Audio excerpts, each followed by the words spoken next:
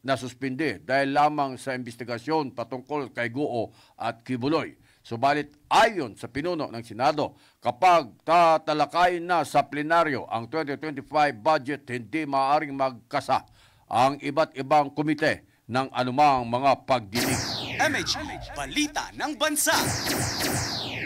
Inanunsyo naman ni Attorney Stephen David na dadalo mano ang kanyang kliyente na si dismiss Bamban Mayor Alice Guo. Ando doon na. Sigurado na yan po yan.